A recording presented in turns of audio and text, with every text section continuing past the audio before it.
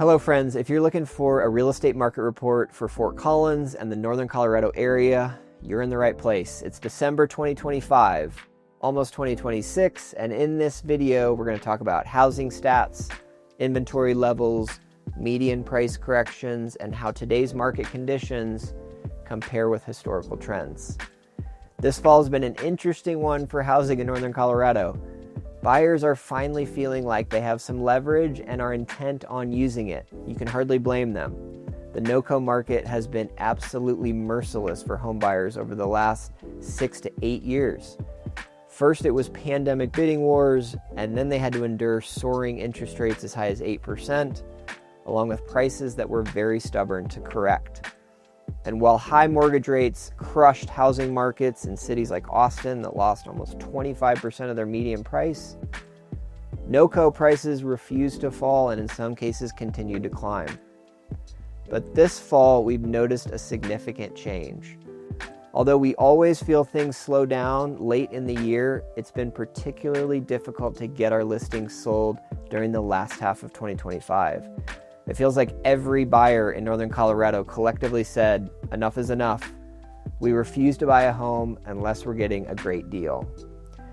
They see homes sitting on the market for longer, they see price drops occurring on a variety of listings, and many have had an experimental mindset as they enter the market. We'll buy if we can get a good deal. Last month, I experienced something I cannot remember seeing in all my years of real estate. We had a new listing that hit the market. We priced it slightly below what comparable sales suggested in order to move it quickly. And sure enough, it got great activity in the first few days, and we had 2 offers coming in at the same time. Given how we priced the home and the activity we were getting, I expected the offers to be full price or maybe slightly above. I was wrong. The offers came in $25,000 and $30,000 under list price. I was stunned. I said, guys, didn't you know? Didn't you get the memo? We're in a bidding war here. They didn't care. Both buyers were okay with losing the home and continuing their home search. The sense of urgency to get a home locked in is gone. Now the priority is pricing. Find me a great home at a great price and I'll buy it. Otherwise, I'll keep looking. Now, we were able to get one of the offers up to full price with a counteroffer, but the story still illustrates the mindset of buyers in the current environment. Right now in Larimer and Weld County, we have about 1,200 active listings on the market per county. Let's put that into perspective. When inventory bottomed out in late 2022, active listings were down to about 350 in each county. So we have about 3.5 times the number of homes on the market now compared to when inventory bottomed out during the low interest rate environment of the pandemic. Now let's get even more perspective. How does our inventory look when compared to the financial crisis of 2008? Even with inventory climbing as much as it has, we still have less than half of the homes available that we did during the mortgage crisis that occurred 17 years ago. I feel like this is particularly important to point out.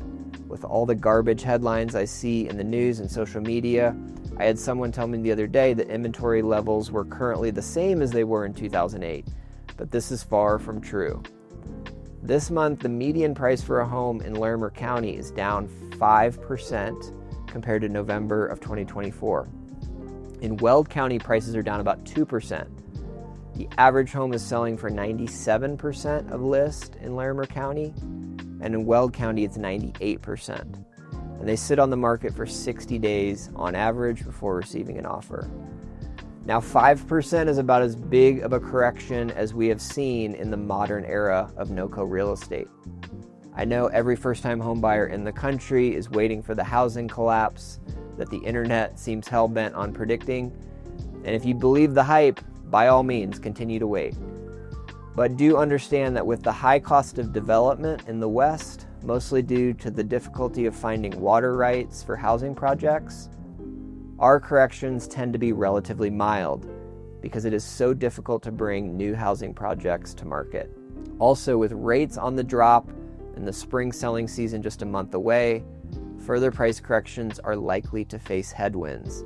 Zillow's projecting a 1.2% increase in median prices nationally over the next year, and I expect NoCo prices will do about the same. We're waiting impatiently for January to come around. The new year always brings more buyers into the market, and this is when we tend to see prices start to climb. If you look at the graph, prices bottom out in December and then start to climb from January through June, and then they descend back down during the last 6 months of the year. We're also seeing a bright spot with mortgage rates. They're staying in the low 6% range with some duration. We've stayed in that range for 3 months now, which is a welcome change to the wild swings in rates that we've seen in the last 3 years. Our buyers are locking adjustable rate mortgages at 5.5% and fixed rate mortgages in the high 5% range. If rates can stay where they are, we expect to see a Goldilocks market in 2026. Not too hot, not too cold, just right.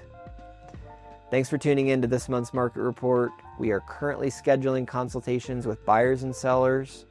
There's no obligation to these consults. If you're curious about what your home is worth or how to get started with your home search, please send us a message.